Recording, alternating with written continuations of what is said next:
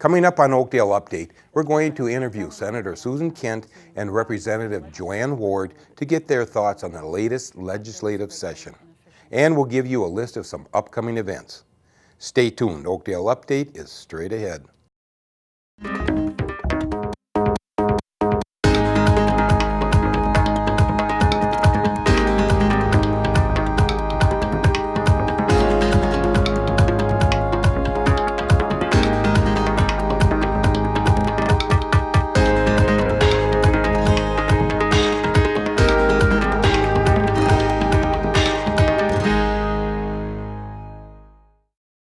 Hello and welcome to Oakdale Update. I'm your host, Frank Orsello. This is the City of Oakdale's news and information program about your community. This past legislative session was certainly an eventful one. We thought we'd invite our locally elected officials in to get their thoughts on the session. Later in the show, we'll hear from Representative JoAnn Ward. But first, I'm joined by Senator Susan Kent. Senator, thanks for joining us on Oakdale Update. Glad to be here. Thank you. And okay, let's start by telling me a little bit about yourself, your background. I live in Woodbury. I'm married to my husband, Chris, and we have a 14-year-old son named Andrew, and they keep me pretty busy, as you can imagine. My professional background was in marketing and communications, and when the opportunity came to run for state senate, I had been very involved in local education issues, and I felt like I had an opportunity to participate and make a difference at the state level. Okay, good. Now, you represent District 53. Yes. Now, for our viewers, tell us where exactly that is. Where are the boundaries? Yep, so it includes the part of Oakdale that is south of 10th Street. I also have South Maplewood, the city of Lambfall, and the city of Woodbury as well. How much of Oakdale do you cover? It's two precincts. It's south of 10th Street. Oh, okay. All right, fine. Okay, now I got to ask you, on a scale of 1 to 10, 10 being the best, how would you rank this last session? It was a mixed bag, so I'm going to call it a 6. 6, good. I mean, not good, I guess. Okay, now I'm going to mention a few key issues, and you tell me how they came out. The goal, of course, was a 2-year budget plan. How did that work out? There's a funny internet meme that people use. You have one job. The legislature has one job in the budget years, and that is to get a budget done, and we did. So at the end of the day, that was done. There were things that I think we could have done better. We have divided government. The citizens of Minnesota spoke, and we have Republicans leading the House, Democrats, DFLers in the Senate, and so that makes for a little more sausage making, and it's a little bumpier. Okay. Do you feel that, what kind of mail are you getting from your constituents? I have a very split, moderate district. It's really not so much split as it is just very moderate. So I tend to hear things from across the spectrum. So people have been frustrated, understandably. I always do like to remind people that the Minnesota state system is very similar to what the Founding Fathers created for the United States, with the 3 branches of government and the 2 bodies in the legislature. And this is what happens. They didn't design it for efficiency. Well, apparently. Part of the problem is, too, maybe there's too many legislators in the House, in government, do you think? That's one of those things where you can see it either way. You can look at it on either side. What I like about this, the more legislators means smaller districts. And so I represent about 80,000 people in my district, as do all the senators in Minnesota. And that gives me a chance to really get out there in my communities. That's a good theory. I never approached it that way, I guess. Yep. Okay, so getting back to what got accomplished, Health and Human Services, anything there with the money that was dealt out? I'll try to be pretty quick on these. We did a good job, I think, with nursing home care and making sure that we're providing for the pay for people who work and take care of our seniors in nursing homes. That's too important a service, and we can't have turnover that it hurts the residents. And there's getting to be more of us too, isn't there? Absolutely. It's a problem we're going to see more and more of, so we need to get ahead of it, yes. Absolutely. Tax breaks. Now, there was talk about for vets and farmers and students and everybody else. Did anything happen? No, it didn't. I think we're probably going to talk about transportation, and I see those as sort of being interconnected for a good reason. There were some great opportunities with tax breaks, and I'm really sorry we weren't able to make those happen. Okay. What about education? What passed and what didn't? Education, I think, when we go back to my grade of 6, that contributes to the positive. We did some things. We provided a 2% increase in both years of the budget for the public schools' basic overall education services, which was really important, particularly in my district. Our schools would have seen some very significant cuts if we hadn't gotten that number up. And then we also, and I won't go into the weeds too much, but there are a number of longstanding inequities in some of the funding in our schools that we really put us on a pathway to get those fixed. Very proud of that. Didn't Dayton, wasn't he pushing for pre-kindergarten? Universal pre-K. That's what it was, Yes, right? universal pre-K. We did not achieve that. I think it's a good vision, and I'm glad we were able to make good, solid investments in existing early learning programs, both the scholarships and a program that's called School Readiness. And I think people really understand that investing in those youngest learners are some of the best ways we can spend our education dollars in terms of bang on the buck. If we have kids ready for kindergarten and reading well by 3rd grade, they're so far ahead of the game. And if they're not, it's really expensive to have to go back and try to catch them up.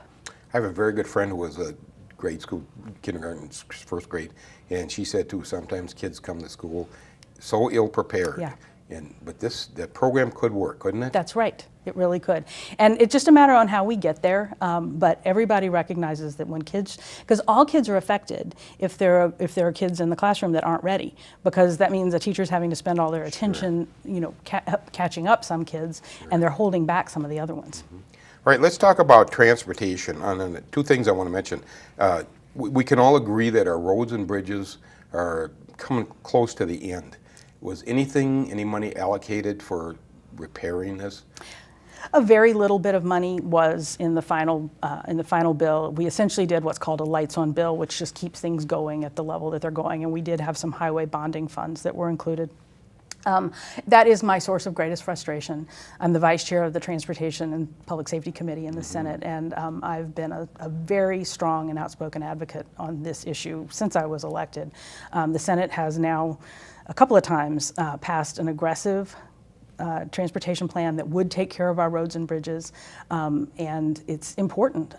As a mom of a teenager, Sure. there's no other aspect in my life that I run up a tab and feel like I'm going to pass on to him, but that's what we're doing with our roads, because if we don't deal with it, those problems just get more expensive, and I just don't think that's responsible. Sure. It's not easy to want to raise taxes, but it matters. But I mean, there hasn't been a gas tax. I mean, just for instance, and I don't, 5 pennies, 6 pennies, whatever it is, that isn't all that much. And with the price of gas up and down, it doesn't seem like anybody would even know the difference, would they? Well, and actually, if you go by a study that was done by the American Society of Civil Engineers, the average Minnesota driver pays almost an additional $400 a year. The actual number is $396 in added costs of operating and maintaining their vehicles because of the condition of our roads. So the proposed gas tax increase would be less than half of that.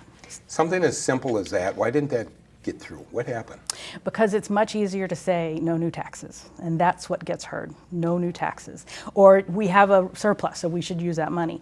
But the fact is, and this would take too long to really probably go into the weeds about it, Minnesota wisely set up a system that treats our roads and bridges separately. It's a long-term investment to get our greatest efficiencies. It is best managed with that dedicated resource. And so that goes back to my point about the taxes. In the Senate, we thought it would be a great idea. Okay, so we'll raise the taxes a little bit through the gas tax, but let's lower some of these other taxes so it sort of becomes offsetting. And that was the idea. But the Republican House leadership was so firmly against any new revenue, even if we were offsetting it with other tax cuts, that we weren't able to reach a compromise. But I'm still hopeful that we might be able to do something next session. Now, the other great thing that you were quite an advocate of was the Gateway Corridor. Now, it did not get funded this year. First of all, tell us what Gateway Corridor is, and then let's start with that. The Gateway Corridor, also now known as the Gold Line, would be, it's called bus rapid transit in a dedicated guideway that would run from Union Depot in St. Paul out 94 past Woodbury. And it would run all day long, both ways, but it would be on buses. And so it would have a lot of flexibility and a much lower price tag than light rail, for example. This has been a very data-driven process conducted by the Gateway Corridor Commission, which is comprised of a lot of local elected officials. The communities around the corridor have all been very supported.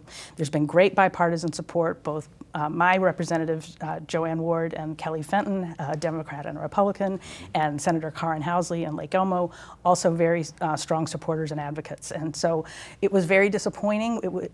It was in the Senate's proposal for the bonding bill, but again, the House Republican leadership was very opposed to any transit investments. And so what were they opposed against? The money part of it? Or well, they were spending the money. They're just spending it. Somehow, I believe, it seems to me, that transit has become perceived as some sort of bad thing, and I don't understand it. I know plenty of people who would like to have other ways to get to work in the morning and to have an opportunity to get some cars off the highway. It has been very successful. It attracts business and development. Employers want it. There was a story about millennials and how much they're drawn to areas that have transit. It is the way of the future, and by delaying it, that's the thing that's interesting. The amount that we were asking for this phase was $3 million in bonding. It is estimated that a delay will cost $17 million a year. So it just didn't make sense to me, just math-wise. And it just does. It seems that everybody wants it, except a few people, and apparently they're carrying a little bit of power enough to block it. Exactly. Yes, it seemed to be, and I don't know the specifics of it because the Republican leadership doesn't invite me to their meetings, but it seemed to be a very small group of people who were making that demand. All right. So we had a special session. It was only for one day, correct? Okay, why did we need that? So it ultimately came down because the governor vetoed 3 bills. And one of them was the education bill, the other was the agricultural and environment bill, and the other was jobs and economic development.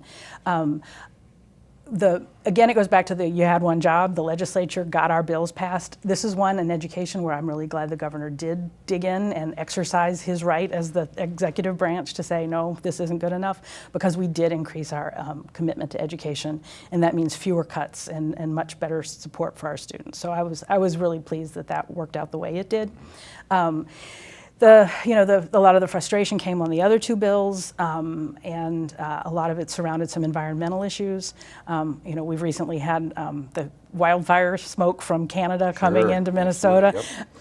Air quality and water quality knows no political geographic boundaries. We all live with those impacts, and so I thought we had an opportunity to make things be a little better, and we did, but we left some things that I hope we can come back and work on for a good Minnesota future.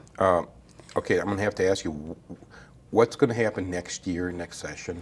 What's on your to-do list? Well, next year is a bonding year, so we probably will we still left some money on the bottom line because we didn't, there was still a surplus and we only spent part of that in the ways that we did. So there's still money there, so we can still go back and talk about tax cuts and transportation, which I think would be great if we could get those done. It is an election year, so that'll make it challenging, but we'll have a robust bonding discussion as well and make some good capital investment projects around the state, because interest rates are still low, and this is a good time to make those investments for jobs now and for jobs in the economy in the long run. As an outsider looking in, it looked to me like the last day or days of the session were utter chaos. And I guess the thought is, you people were under so much pressure. It was late at night, and everything was coming down on you. Did you get anything done then? And did you know what you did get done? Did you know you were getting it done? It is an unfortunate situation, and I would say in some ways I think it looks worse probably than it actually is, but there were things that I think we did not need to be in that position. For one thing, I felt like the negotiations to get to the final agreements took too long, because we know it just takes time to just type that stuff up, and so there's a lot of words in those bills that have to be processed very carefully. And I think that deadline got pushed. Some of that's human nature. I felt like some of it was political and unfortunate. But I do think there are some things we can do, whether it's some additional we do have internal deadlines, but we could maybe use some additional internal deadlines to avoid some of that. But I think it was a big wake-up call for a lot of people to be much more careful about that process, because making sure that the legislature and the public has an opportunity to know what's happening is critical. Yeah. It looks scary to watch it on TV, and of course, granted, we just saw sound bites of it, but it looks scary to us. It doesn't look good. But again, I go back to the fact that it was very much by design that we have the three branches of government with two bodies in the legislature, and we each have our priorities and our accountability to our different constituent groups, and we're all trying to do our best to advocate for those. And so sometimes it's not going to look pretty. People make that sausage-making analogy. That's right. Okay. All right, I got one last question. We're just about out of time here. What were your thoughts on Dayton, Governor Dayton, as a leader and as, well, whatever? What are your thoughts? I have really enjoyed working with Governor Dayton. I so respect and appreciate his priorities about education and infrastructure and the aspects of Minnesota and our future that really are so important. And I respect that he stood up for some things that he believed in strongly. Again, I hate to sound like a broken record, but he is in a different position as the governor for the whole state, which is, and not running for re-election, as he reminds us. And then those of us in the Senate have a different collection of constituents, and same in the House. And so we have to be accountable to our constituents. Okay. Senator Susan Kent, I want to thank you for joining us today. We are absolutely out of time. Thank you for joining us, and good luck to you in the next couple of years. Appreciate it. Thank you. Thank you. We'll be right back with more of Oakdale Update in just a minute.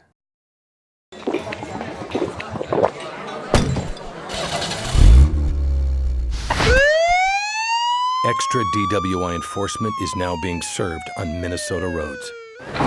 Don't be what you drink. Welcome back to Oakdale Update. As I promised earlier, I'm now joined by Representative JoAnn Ward to get her thoughts on the latest legislative session. Thank you for joining us again on Oakdale Update. You've been on before, and we can do it again, okay? My pleasure. Thanks for having me.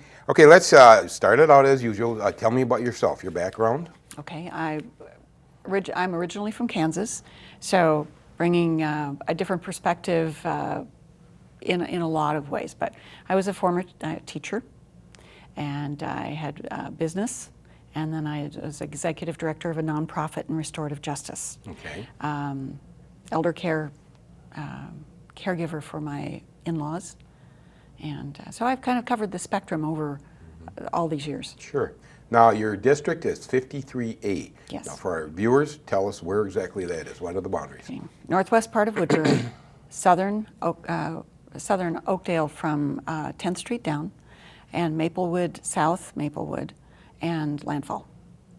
All right. How much are you in Woodbury too, you said? Yes, northwest part of Woodbury. All right, that's right. The older part of Woodbury. All right, and I asked Susan this the same question here. On a scale of 1 to 10, how would you rank the session this year? I would have trouble being as generous as Susan was, primarily because my first session, we were in the majority. We got a lot of work done. We did work across the aisle. We tried to incorporate a lot of things that both parties wanted to do and felt were important to their constituents. This time being in the minority was very, very different. And being outside a lot of all of the negotiations, hearings were more closed. There just wasn't an opportunity for the sharing. When you say more closed, does this mean they didn't include you, or what? What do you mean by that? The decisions were pretty well made. The chairman of committee always has the option of what bills will be heard in a committee and what won't, which ones won't be heard, and how much time will be allowed for each one. That's very normal. But most of the Democratic bills did not get hearings at all. And there just wasn't an opportunity to bring in some other ideas. And if you don't get a hearing in a committee, you can't go on to next committee and onto the House floor. Now, we did have a special session. Yes. What's your take on that? It was... First of all, why did we have it, and then what's your take on how did it turn out? Well, again, I think my perspective is a little bit different coming from the House, because the House operates a little bit differently than the Senate does. There was a great deal of inefficiency, and though the government, as Susan described, was not designed to be efficient, there are some protocols and some ways that it could have been more efficient and more inclusive and done more in a more timely way, so that there wasn't this crunch at the end and a lot of the chaos and disrespect that I think people were offended by, especially at the end in the House. Okay, I'm going to get into that a little bit later, Okay. but first of all, did you, okay, then we had the special session. Did you feel comfortable with that? Did it get accomplished what you would like it to have gotten accomplished? We did resolve a lot of the challenges that were faced in the regular session that were unresolved. We didn't get them all done. Transportation, you talked about. The tax bill, you talked about. Those were not satisfactorily completed. There was no resolution to that. The other things, especially education, was remarkably. That's your baby usually. So well, go it is. ahead. It is a really important baby to me. Yes, it is. I and understand. one of the things that I think it's really important for people to understand, Susan explained so well about the education funding, increasing 2% per year on the formula doesn't keep up with inflation. And we haven't been keeping up with inflation forever. So in spite of the fact that people have a sense that we keep putting more and more money into education, we also are falling behind. Okay. Now, the special session, was it one day? Was it only one Yes. day? Yes. And it seemed like it wasn't as chaotic as the regular session. Yes. So what do you attribute that to? What happened? The governor calls this a special session, and he made it very clear he wasn't going to call it until there was agreement. And so there was time for conversation, dialogue, exchange of ideas, and kind of working through the challenges and difficulties. So those were done in, you heard about the conference committees that they had, the leadership meeting with the governor to come to the conclusions. But we were informed as things went along on how those negotiations were going. So we knew what we were facing when we got to the special session. You and I talked before about civil discourse. Civil discourse, And yes. did that come in the special session, or is this something that you're? Give me a. All right, I'll give you a little bit of a define it a little background. bit and give us some background. Give you a little bit of background.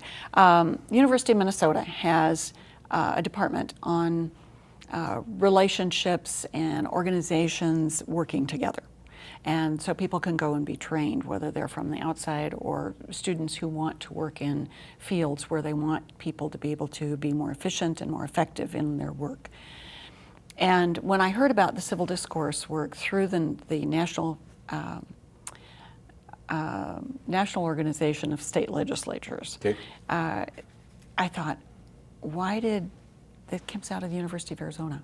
Why did the University of Arizona do this and not the University of Minnesota? Because we do stuff so well. Mm-hmm.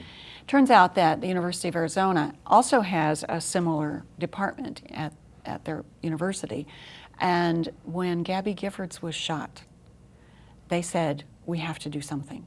We have to get legislators talking together to solve problems of violence in the community, making policy that makes our community safer and where people get things done. So they started this National Institute of Civil Discourse, and they're training legislators from all over the country. The idea is if you train the state legislators tend to be the ones that go to the national level. Mm-hmm. And if people learn how to be more productive and effective in working together at the state level, they'll take those skills to the national level, and we'll begin to see some changes at the national level. Mm-hmm. That's the long-term goal. Short-term, we're going to see some things happening, and we are seeing some things happening in Minnesota. Are people adhering to this, or are they accepting Yes, it, or yes. at least listening to the theory behind it? Absolutely. We did some training first day of session when we did our workshops in the first week of session in January of 2014. I was able to get a workshop set up, and we had bipartisan participation, House and Senate. Some people are, this is kind of the way they work anyway, but it was helpful to know that other people were interested and committed to it. As we got to the end of this session, and as chaotic and challenging as it was, I kept getting emails from people saying, this is so much better than it would have been. Thank you for bringing this to our attention. We need more of this.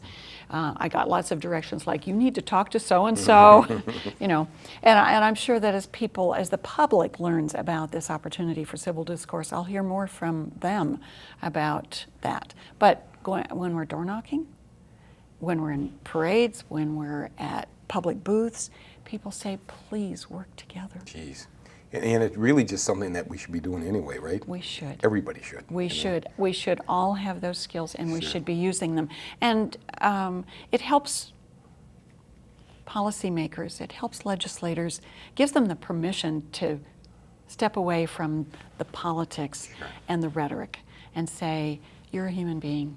Let's figure out how to do this better. And let's hope that the people that look at you and see you are human beings instead of the guy up there that's raised my taxes and doing all the things, right? Yes. All right, so what else happened now? We didn't, the gas tax, transportation, gas tax, that all kind of went out the window. It did. It was supposed to be the transportation session. It was supposed to be the Greater Minnesota session. And neither of those happened.